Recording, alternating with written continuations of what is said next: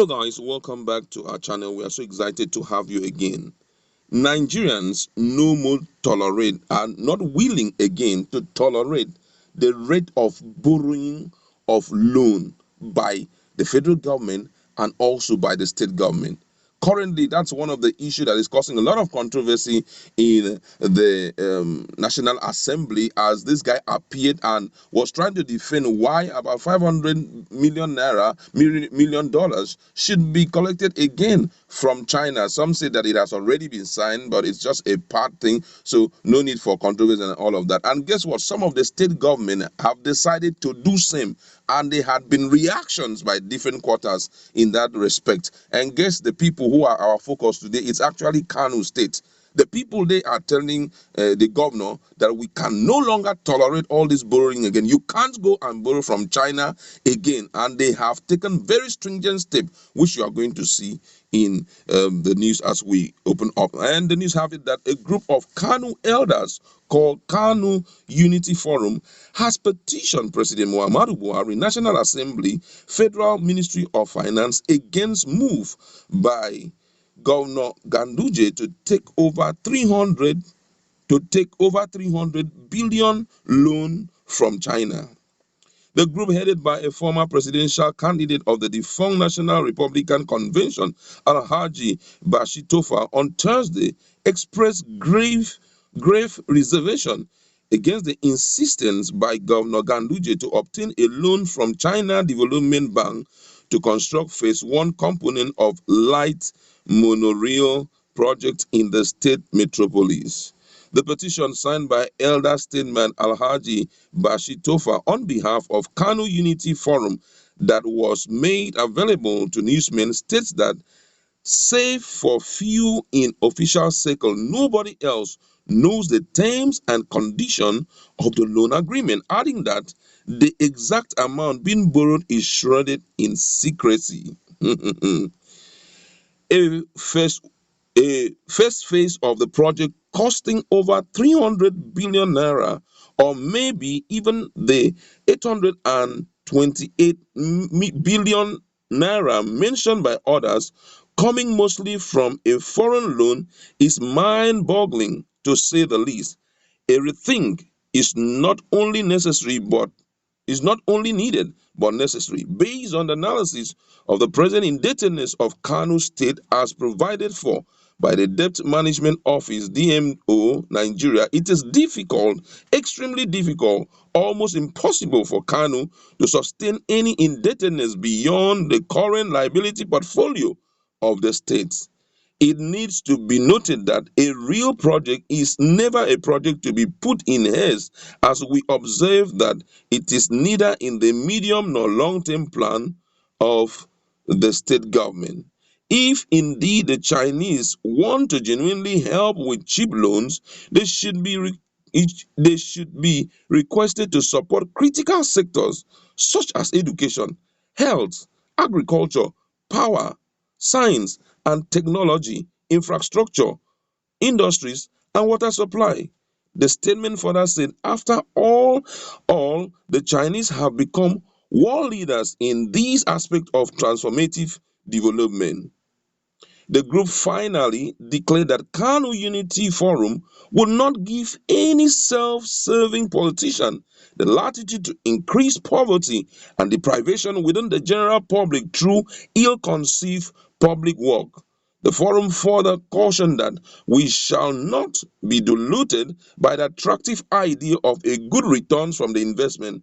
Real project world over is known as highly capital intensive with a very negligible rate of returns on investment. It's more of a social welfare project, especially in a less developed economies. In the event, however, KNSG chooses to remain impervious for these well-intentioned intervention, we will diligently pursue court processes and other lawful means to stop the light rail project. The signed statement further assured the Chinese of its readiness to ensure the next administration in the state repudiates the agreement altogether and disagree any responsibility for whatever money the Chinese expended on this project. Bakam. Now, have you seen what has been going on in our country? These guys are borrowing the sense from the federal government. This is very clear. We all know that whenever you're talking about rail, it's a capital intensive project. But the rate of return is negligible. Nigerians are used to following the routes, following the roads. Some will only fly. But the issue of all of a sudden, when Amechi took over, it's just real project, real. In this same Nigeria, there was railway. And it was abandoned because of what? Lack of maintenance. Guess what? Some of the things that these Chinese are going to provide, they are not as solid as you think. In the next 1-2 years, before you know, all those things will be grounded. And to repay them, you also need loan. You need to borrow loan to repay those things. Federal government have done their own. And Nigerians are just watching with tears in our eyes, owing to the fact that our future has been mortgaged. Because I'm just sitting back to imagine when the next government come on board, what are they going to do when it comes to developmental project? Is this the last government for Nigeria? We have 2023. New people are coming on board. Already, the debt portfolio is very high. The liability, the money we are owing is unthinkable. Now it is now spreading down to the states. The states also want to continue in this, just to make sure that the whole system is deflated. Development we won't be close to development. Even the internally generated revenue that will be coming in will be used to service debt. At a point, before you know, it will be a case of let's borrow and service. Before you know, these same guys will have power over the states also. It is something that nobody should joke about, because cases like this, in the future, people will shed tears. Some people will even ask for cessation at a point. Because by the time you realize that as you come into government, that the only thing that you are doing is to ensure that you are struggling to pay loans and all of that, then what will that administration look like? Servicing loan all through. Before you know, they will also be pushed to borrow. We have seen that the economy is not getting better day after, globally, which means that within the confines of your phone, that's where you should plan everything you have to plan. Like the man rightly said, there are other sectors of the economy that can do better for Nigeria. Countless of them. Agriculture, if we want to go into full-time agriculture, number one, let us fix this insecurity. If you want to come and ask the Chinese to come and help Nigeria, instead bring in some experts who will be able to stop the activities of this Boko Haram and Fulani headsmen. Bring them in, let them help us solve the issue of insecurity in the country. That will be reasonable. And when that is fixed, then you can go ahead and borrow for possibly agriculture. And by the time we mechanize our agriculture and start getting involved in export, before you know, our money that has been drooping on a daily basis will start growing by exchange rate, will start improving. Before you know, Nigerians will have enough to eat and keep, and we now start exporting. Improve our technology. Look at what is happening in China. Children from a very small school, they are building their technological knowledge. Nigerians, we do not have all of these things. Even basic amenities that can help the people. Why not bring them in to say, lay pipes, help us lay pipes so that water can be flowing in Nigeria. This particular basic amenity can be provided for. None of this thing is done. Instead, focus is on borrowing for white elephant projects. Projects that are the returns on it are very negligible. Projects that in the next 2, 3, 4 years, the cost of maintaining such projects is such that will not be able to, the IGR of this country may not be able to take care of it and also continue to service the loan. We have other things that we are focusing on. What is real way in Nigeria? Of what importance is real way in Nigeria? We are comfortable with the roads. All what we need is security on the road. That's all we need.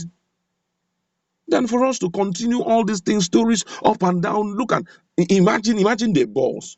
Kano State, of all things, he wants to go and borrow as much as $300 million to come and do what? Before you know, they will just sit in the secret and they will scatter the money and put in their pocket, and Nigerians will keep grieving and keep crying.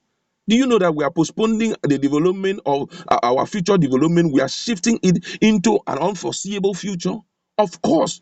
Because I'm just wondering, by the time this particular government step aside, and we are faced with the bulk of money to pay off, brother, it will be such a difficult thing. I feel that this should be the responsibility of every citizen.